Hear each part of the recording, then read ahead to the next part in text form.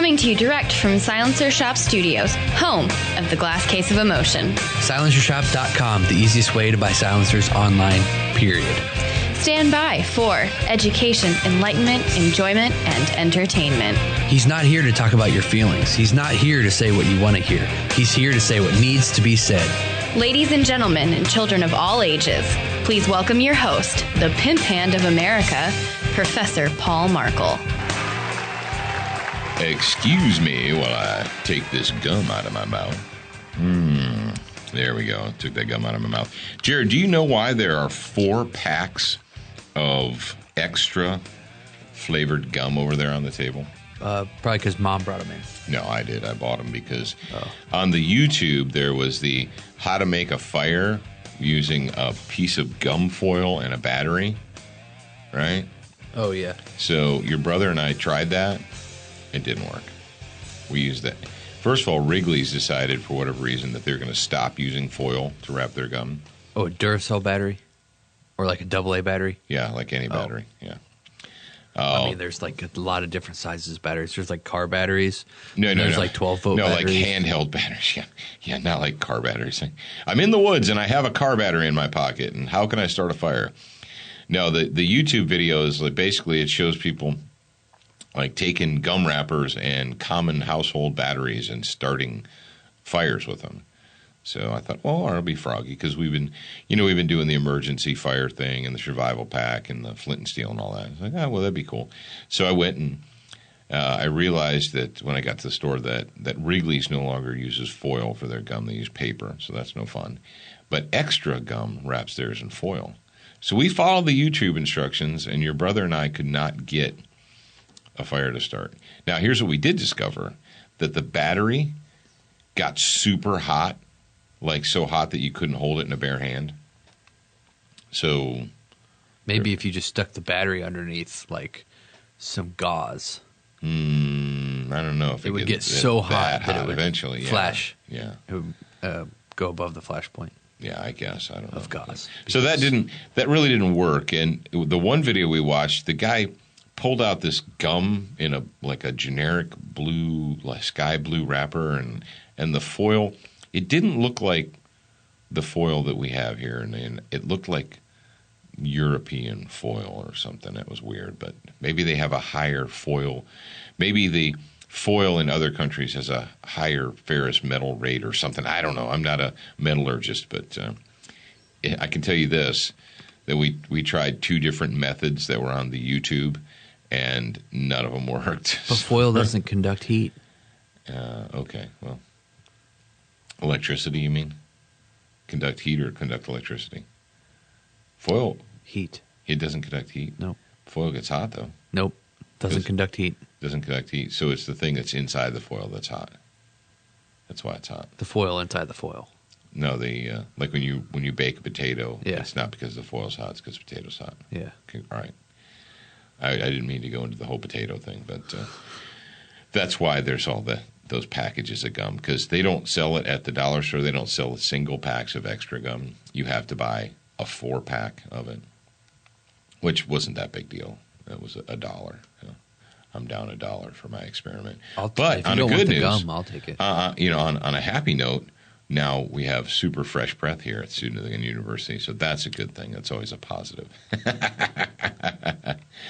What else have I been playing with? Well, I downloaded a sound sensor decibel meter app to my phone, which is really super cool, because you know what previously, Jared, when we were started working with silencers and suppressors and what have you, I had the drive and the motivation to purchase a decibel meter, right?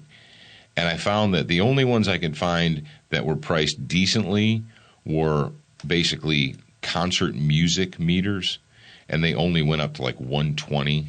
I think 120 was the highest they would go to.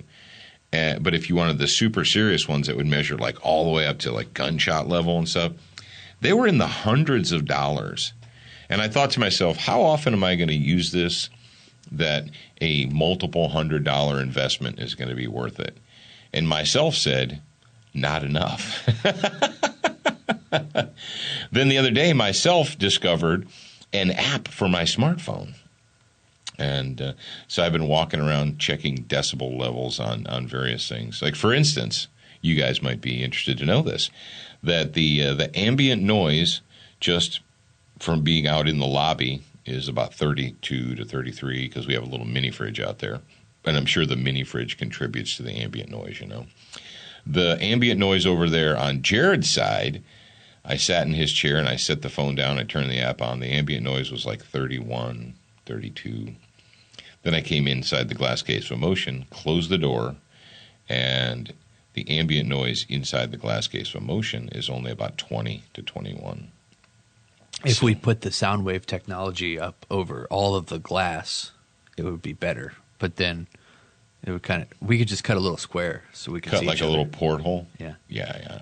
I think we're doing pretty good. If we can cut ambient noise down to 20 in the inside the studio, that's pretty good. That's pretty good. I'm not an audio engineer, and I'm sure that somewhere on planet Earth right now there is an audio engineer. Maybe there's an audiologist listening. For me, that's better than, because I can't hardly hear anymore anyway. I gave at least 50% of my hearing to the U.S. government. You're welcome. All right, it is, what day is it? Tuesday, and we're on episode 3, Niner. Only one day until the big 400. And today we're going to talk about summertime safety, surviving the heat. Now, you know what I want to hear from you? What do you want to hear from me? Not you. If you from can the hear my listening voice, audience? Yes, from the listening audience. I want you to call 682-207-7684 and tell us, for the 400th episode of Student of the Gun, tell us how Student of the Gun has changed your life in a positive or negative manner. It's changed my life in a negative manner. Yeah. So let us know. Well, if that's the case, I'm truly sorry, and I don't know what to say to you. No, that was not our intention. But if Student of the Gun has changed your life in a negative way, and don't tell me you have less disposable income because you buy more guns and ammo now, because I'm not going to take that as a reason. Well, you have told people to stop buying new guns. So yeah, stop buying. It's not take really the your gun that fault. you have and learn how to use it first, then buy another gun. Instead of buying guns, buy training and ammo. You're crazy. You're a crazy person. So, like, if I have 6 guns but never go shooting, I should sell one and have 5 guns and shoot often? There you go. You're a madman. You're a madman! The Student of the Gun Gun Tack contest is just about to expire. But if you want to get in on it, well, go to Duracoat. Actually, go to LauerWeaponry.com. Why is it Lauer Weaponry? Well, because Steve Lauer founded the company many, many moons ago, and he bought the domain name Lauer Weaponry because they don't just do Duracoat. They do all kinds of stuff. Steve Lauer actually is a Class 3 dealer, and he does suppressors, and he does all kinds of cool things with guns, but he's most famous for Duracoat. And what you guys want to do is you want to go to the LauerWeaponry.com, or you can go to the mobile app if you're a hip cat. We were talking about downloading apps earlier. When you're in your app store, whether you're on an iPhone or an Android phone, download the Student of the Gun mobile app. You can do that for free. You know that, right? We don't even charge you. And on there's a little thing called Gun Tat, and you tap on it. Takes you right there, and you get your Student of the Gun gun tattoo. Do a project. Do something. I don't care. A gun, a knife, a sword, a trailer, a camper. I don't care. Get creative. Get an actual tattoo on your body. But no, for this contest, you need to use Duracoat, because Duracoat is going to give away a special. They're going to give away a special Duracoat package to whomever is the winner. And how are you the winner? Well, you post a picture, hashtag it Student for Life, and let us know about it. And the one that's most cool and interesting will be the winner. And that's that.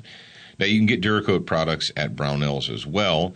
Now, you can get, when you go to Brownells, you can get ammo, you can get magazines, you can get scopes, optics, you name it. There's, 857,000 SKUs on there or something crazy like that. But you can also go to their emergency and survival gear, because what is it in addition to being summertime? It's also hurricane season. Attention, new listeners. We produced a free training video series called 7 Training Tips That Could Save Your Life. We want you to have access to this life-saving information. Get instant access now at studentofthegun.com. Do you watch Student of the Gun TV, read the blog, and follow us on Facebook? If you answered no to any of those questions, you are wrong, but you can easily fix yourself. Go to studentofthegun.com to find everything SOTG. Now, before we get into our summertime safety discussion, and we are going to do that, we had another question here recently. It's a question that we've answered previously or I've discussed previously, but Jared reminded me that I may not have discussed it recently enough for all of you guys out there in the Student of the Gun audience to have heard it. So, treating the bad guy, let's say, but Paul, if they find out, I love that. Jared, you always love the if they find out stuff. We hear that. If they find out, we've been told, well, if you shoot someone and they find out you had pepper spray in your pocket, you're going to prison for life. We've actually had someone say that to us.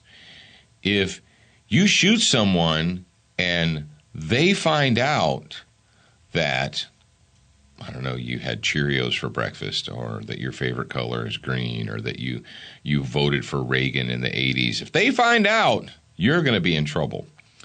Well, one of the they find out things is we've actually had, now this wasn't our caller, but I actually had someone previously say that the reason that they were not going to take traumatic life-saving training, they weren't going to take fighting first aid, because if they had to use their gun to shoot a bad guy and they found out that they'd had traumatic life-saving training and didn't attempt to save the bad guy's life, then they would be in trouble. How do they know that you didn't attempt to save the bad guy's life? Well, I mean, I don't know. I just wondered. Were they there? I attempted to save his life by locking my front door. Yeah. That's how I attempted to save his life. And he broke through the front door, and then all bets were off. No, folks, here's the deal. Number one, we don't take traumatic life-saving training. We don't take TCCC or Combat Lifesaver or Fighting First Aid or whatever you want to call it beyond the Band-Aid. You don't take beyond the Band-Aid because you're super afraid of the guy that you just shot breaking into your house dying. So you want to shoot him, make him stop breaking into your house, then run over and start putting pressure dressings on him and so forth. And that's not why. You don't take beyond the Band-Aid because you're going to get a red cape and you're going to become medical man and you're going to drive around looking for injuries to treat. You take beyond the Band-Aid because every morning when you get up, you go to work, you go to school, you go throughout your day, you see some people. There are a small number of people that you probably see each and every day. Are you listening to me in the car right now? I know a lot of you are. Look around your car. Is there anybody else in the vehicle with you? I bet you that if there's somebody else in the vehicle with you right now, that person is somebody that you see on a regular basis. They probably ride in the car with you a lot. Who do you see when you have your breakfast in the morning, when you have dinner at night? Who do you see when you wake up, when you go to sleep? Who are those people? Those people are the reason that you take beyond the Band-Aid. Not because you want to become some all-powerful medical man, not because you're trying to be a hip pocket EMT or you're trying to skirt around the system or what have you. That's not why. And we certainly don't take it because we're super concerned that the 2 or 3 crackheads that smash in our door at 2 a.m. or 11 a.m. that they deserve to get medical treatment from us. That's not why we do it. Now, let's say that you are a good citizen, that you took Beyond the Band-Aid or Fighting First Aid or whatever kind of class you took, and you know all about tourniquets and pressure dressings and, airway maintenance and sucking chest wounds, and you know all that stuff, and you're hip and you're down and you're good to go. And you had to use your firearm to stop a bad person from doing bad things to you, and now they are currently on the ground pumping out the bright red stuff. Get over there and get to work CPR on them right now. No, I'm kidding. I'm kidding. Did you? You're just gonna let that go, huh? Yeah. Why did you shoot that person? Why did you do that? Why is that person laying on the ground, or people? Why are they laying on the ground bleeding? Well, because they threatened my life and they threatened the life of someone else. Okay, so they created a hazard. They created a danger to you and others. Yes, that is absolutely correct. Okay, great. Are they still a danger to you or others? Well, no, because they're laying there and they're like, oh, my leg, or oh, I can't believe you shot me, or oh, you're so mean, and oh, I just wanted to know what time it was. That's why I pulled out a knife and held it to your throat. What else is going on over there? Well, what do you mean, Paul? I don't know. Do they have friends in the area? I don't know. Where are you? Are you on the street, in the parking lot? Are you inside a gas station in Mandeville, Louisiana? Where are you? I don't know. I won't know where you are. You won't know where you are. Are there other good guys in need of your assistance? Well, what do you mean? You just smoked the bad guy. Yeah, I did. Did the bad guy have a weapon in his hand? Probably. Okay. Are there good guys, innocent people that are in need of medical assistance? Well, I don't know. Why don't you find out? Why don't you check for bleeding good guys? There may be bleeding good guys, and you had no idea because you were really super focused on stopping the bad guy, and that's what happens in high-threat situations. I've actually injured myself. I laid my arm open. I mean, I didn't lay it open so that like the skin was flapping, but it was way back when I was a Marine. My point is this, though. At some point during the security alert, during the takedown of the ship, I had cut open my arm. I scraped my arm open. And it wasn't until we secured and then we were clearing our weapons and we're doing the debriefing. I looked down at my arm and there was like a, 6-inch scrape and there was blood dripping down off my arm. And I was like, I actually said to myself, like, how did that happen? And literally, no kidding, I had no idea at what point in time I had injured myself. I had no idea. And it didn't even hurt until the adrenaline rush kind of faded away, The adrenaline rush faded away, and we were doing the debrief, and I looked down at it, and it started throbbing. That's when it hurt. But I don't know how long it had been there. I don't know when it happened. I was literally bleeding from my arm. And, I mean, it wasn't huge. It wasn't going to lose my arm or anything. But obviously I tore it on something. And something caught it, scraped it, cut it. And I had no idea. And if you're in a life or death situation, that's going to be the situation you're in. So treating the bad guy, yeah, let's just say, for the sake of argument, that a bad person tries to hurt you. You use your firearm to stop them. Boom, boom, boom. So we're down. We're good. You check yourself. Okay, there's no holes in me. All right, good. Rock on. You check for injured good guys. You look around. And there's no injured good guys. Okay. You look around to see if the bad guy has friends that want to continue being froggy. And you're like, okay, no, there's no more friends. It doesn't seem to be. So you secure your entire world, and he's down there. Sure. Put on your rubber gloves and go practice. Put your rubber gloves on.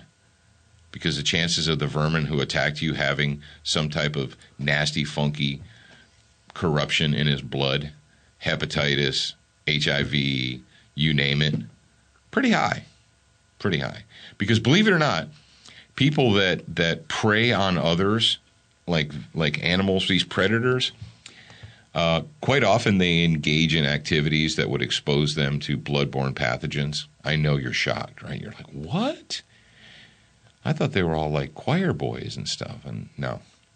Generally, the people that are going to attack you also engage in hazardous behavior and such as intravenous drug use and so forth. So I would not put my bare hands into a bad guy that I just shot's blood. Not going to do that. And I'm not putting my mouth on their mouth. The truth is, you don't even need to do that for CPR anymore anyway. You just maintain an open airway and start pumping on their chest. And you know what, Jared? That's another thing that we didn't even talk about in class, but there's another reason that the American Red Cross, why they altered CPR from the breaths.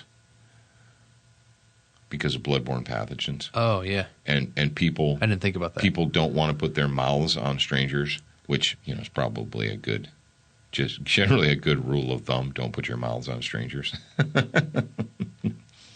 So I hopefully that answered your questions out there about should I treat bad guys and am I morally, let's, from a legal standpoint, you are not at all obligated to treat them.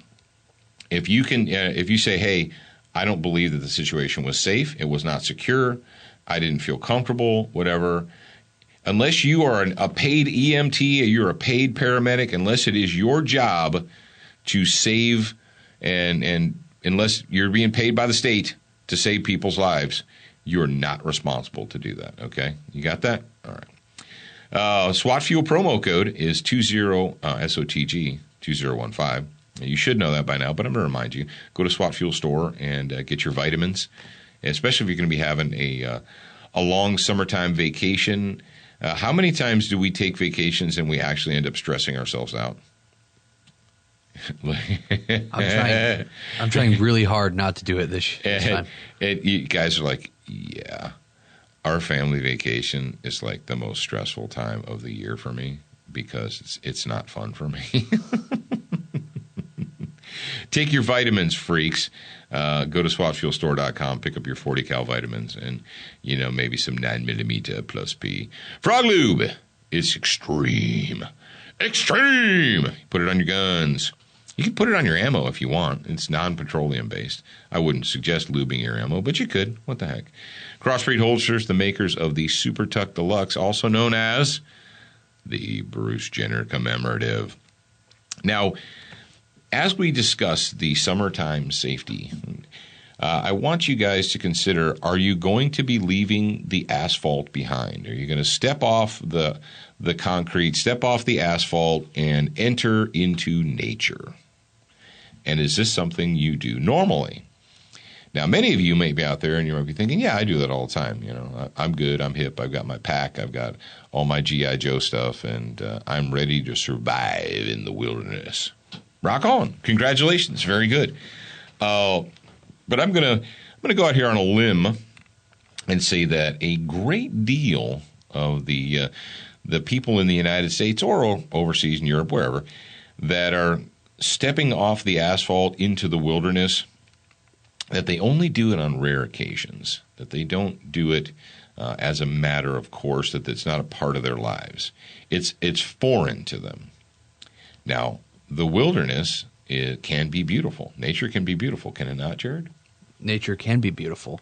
And if you guys watch I think it's the newest episode of Student Gun TV. Yeah, I put in some Texas footage from our trip. Oh, yeah, we went to Texas. Just gorgeous. Box Ranch. Some gorgeous outdoor footage that we shot. It was beautiful out there. We need to get back. Yeah. But what did our ancestors know? Our ancestors, why did we build cities and houses and communities and so forth? Why don't we just all today live in the woods, in the jungles, in the deserts? Why don't we just live in huts because it's hazardous. That's why. Because the wild is dangerous. There's a lot of things out in the wild that can kill you. You can drown, you can slip off of rocks, you can fall, you can twist your ankle, you can get bit by things, insects and snakes and all kinds of nastiness out there. And whether you want to believe it or not, there are predatory animals out there that would be more than happy to munch on you and your family and your kids and so forth. They're mountain lions. Mountain lions, we used to hunt mountain lions a great deal. 50 years ago, 100 years ago, mountain lions. We don't hunt them so much anymore, so they've come back in a big way, and they're not afraid of people, and they're probably one of the most stealthful predators in the United States of America, whether you call it a cougar or a panther or a mountain lion or a puma or whatever. The fact is these big 120-pound cats, they'll kill you, and they're very quiet. How many people have ever been around cats? Jared, you've been around cats, right? Yeah, we have one. Everybody's been around cats, right? And you ever, just turn around and your cat's there, and you're like, how the hell did you get here? I put a bell on ours. Oh, did you put a bell on yours so that it can't do that to you? Yeah. But people that don't, unlike Jared, who don't have bells on their cats, you ever turn around and there's just a cat is right there. You're like, geez, Louise, where did you come from?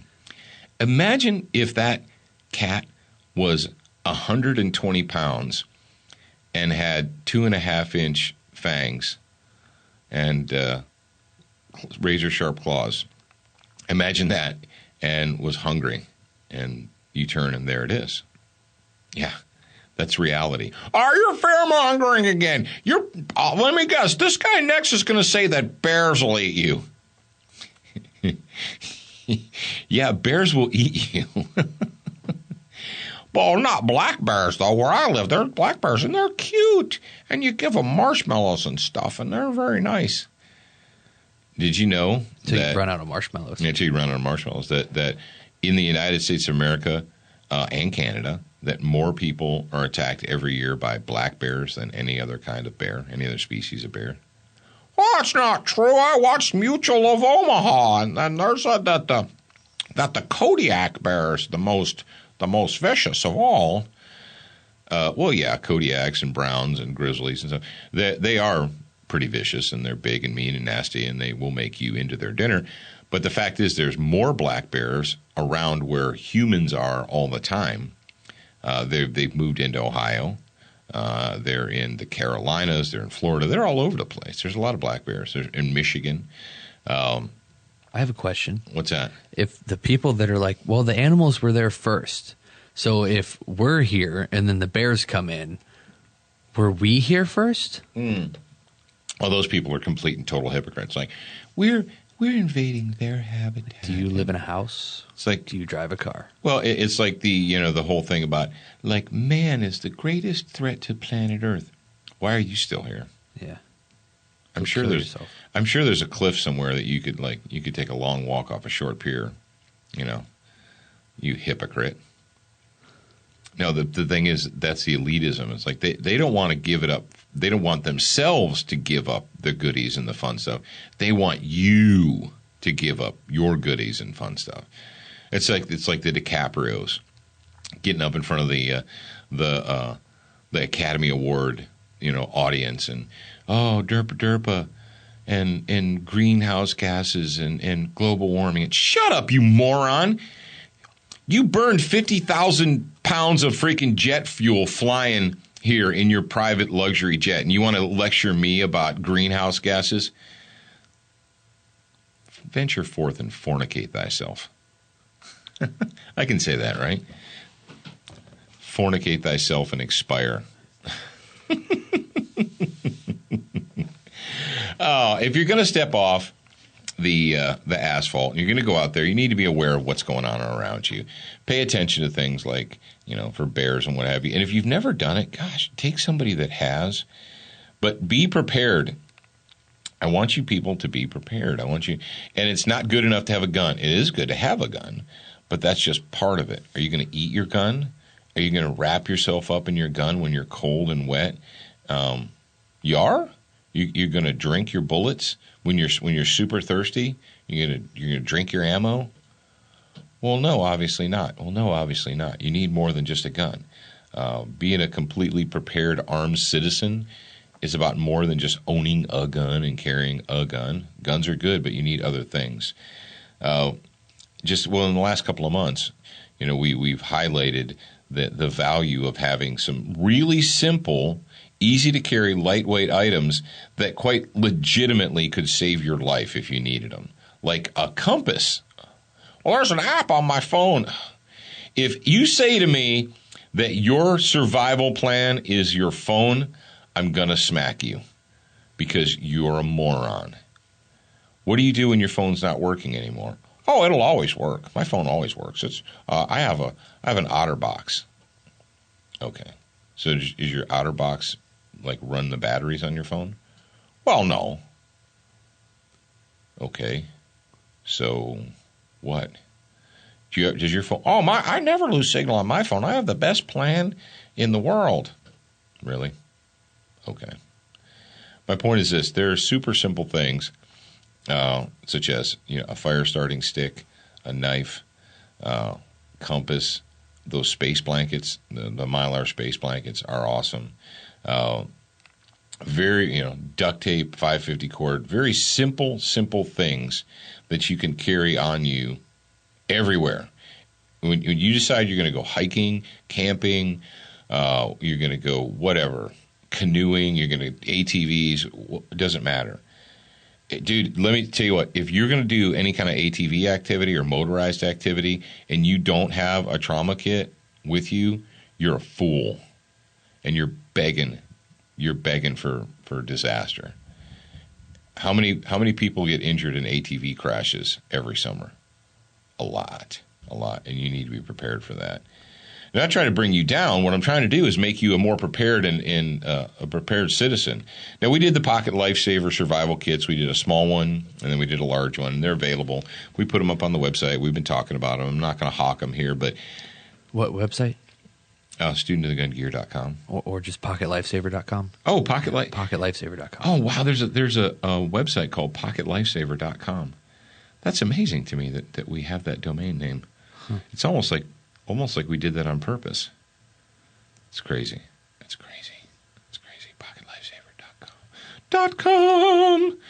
Oh, now for some oh wow, somebody left a review on the student edition kit. The student edition of the Pocket Lifesaver is the really inexpensive one that you actually have absolutely no excuse not to have. And I'm looking. How come I don't see the review, Jared? Because your cookies. It's going to take a while to load. Oh, because of my cookies. But I'm not hungry. He gave me the face. He just gave me I said, I'm not hungry, and he gave me the face.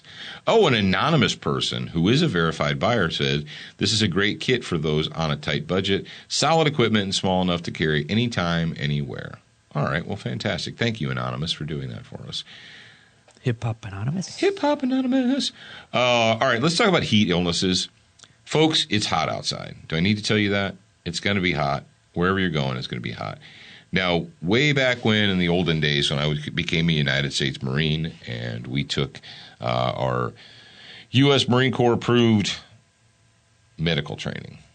And the medical training today is just head and shoulders above what it was back then, but it wasn't bad back then. And something that we learned about was heat illnesses and the problems you encounter with dehydration. And let's face it, most Americans drink sugary stuff. We drink sodas, and even the Powerades and the Gatorades and stuff are full of sugar and what have you. Or we drink lots of coffee, and that, that's not water. And no, Jared, what if I fill my Coke cup full of if I put lots of ice, does that count as my water intake? No, it doesn't count as frickin' water. Water is water. Nothing else is water. That's one thing that I know. I got ice and iced coffee. That's not water. Oh, you mean my iced coffee doesn't count as my hydration? No, it doesn't.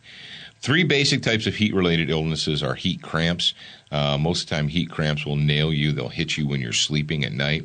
And do you ever have your leg muscles just cramp up super painfully, and you wonder why that was?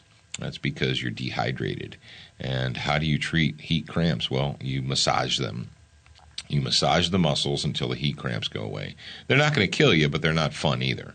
But that is your indication. If you get heat cramps, if you're getting heat cramps, especially at night, that is an indication to you that you, Sparky, need to increase your water.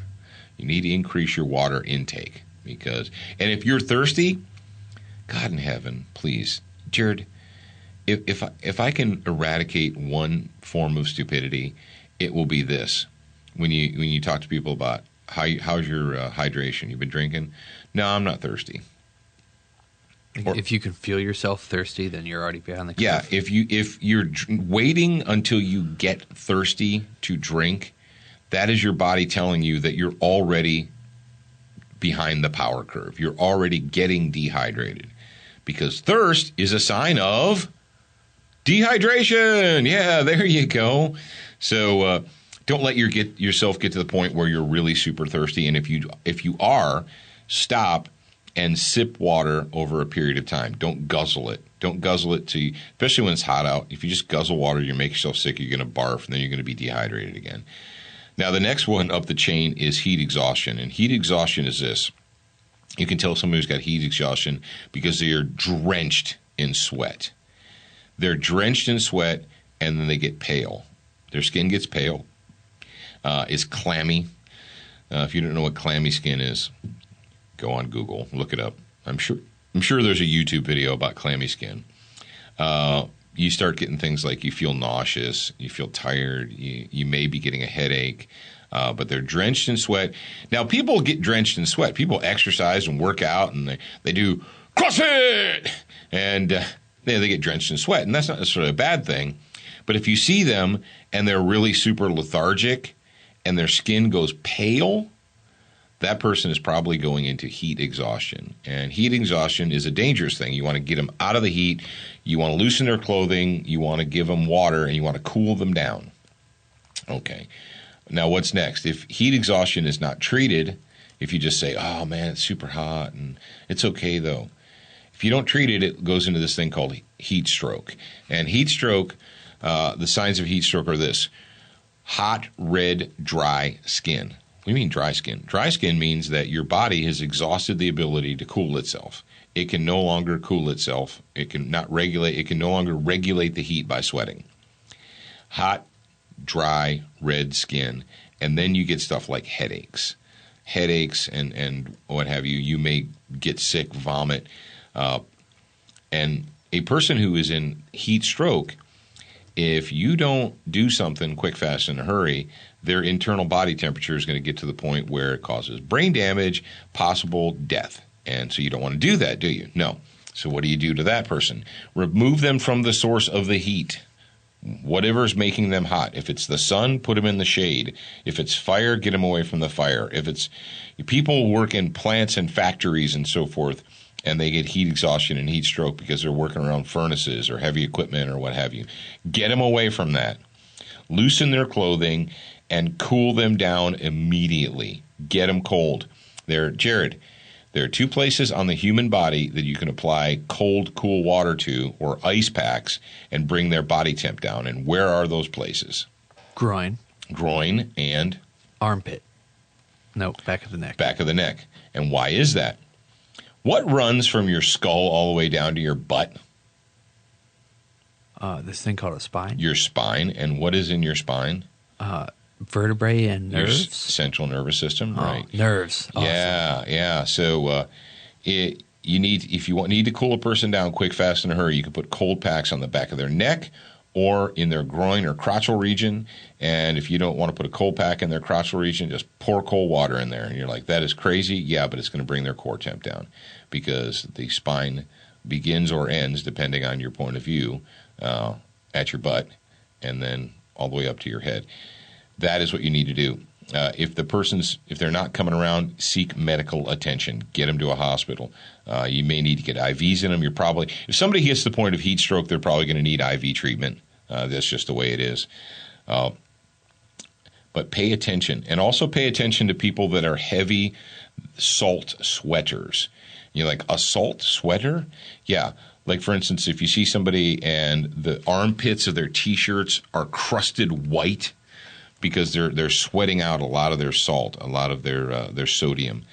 And the same thing with their hats. If somebody takes their hat off and it's soaking wet from sweat and it dries and it has that really white salt ring around it, that means they're losing a lot of sodium in their sweat and they need to get more sodium in their bodies. Don't drink sugary Gatorade and stuff, but drink things like the Gatorade Light or whatever it is, or Powerade Zero, and things that have a lot of electrolytes and what have you to replenish the minerals that they're losing.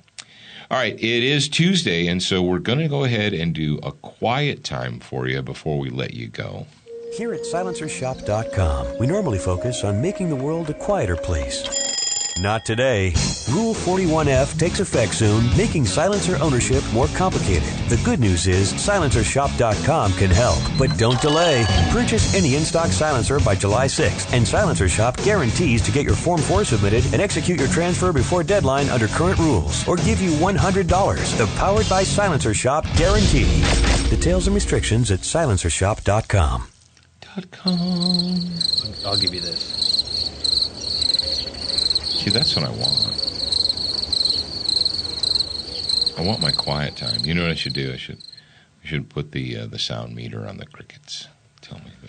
All right, here's your quiet time for this week. We're talking about summer and summertime safety and so forth.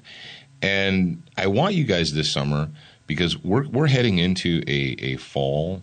We're heading into a fall season that is going to, if you care about the United States of America and the future of your family and your country, you're going to be experiencing a large amount of stress this fall. It's just going to happen. But what I want you to do this summer is I want you to read a minimum of one book per month. I'm not even going to tell you what to read. We have, how many recommended readings have we done, Jared? Like innumerable. A lot, and I have a list for you guys. Yeah. Innumerable recommended readings. Fiction, nonfiction, factual, historical, you name it. But I want you guys to pledge that you're going to read one book per month this summer. So you can start now and figure you read 1, 2, 3. You should, if you're honest with yourself, you should read at least 3 new books that you've never read before Labor Day. So how's that sound? I want you guys to read one book per month. Exercise your brain. Yes, get some Dead Tree. Put some Dead Tree and ink in your hand, left to right, top to bottom. Take Motrin for headaches or Tylenol for headaches. So that's it, folks. That's it for Tuesday. We hope that you stay safe this summer, and I hope that just a little bit of what we've talked about will help you stay a little safer. And summertime safety, surviving the heat. And share this with somebody that you think might enjoy it. And you got it for free for nothing, right? You did? So share it with at least one other person. And remember, you're a beginner once, but you should indeed be a student for life.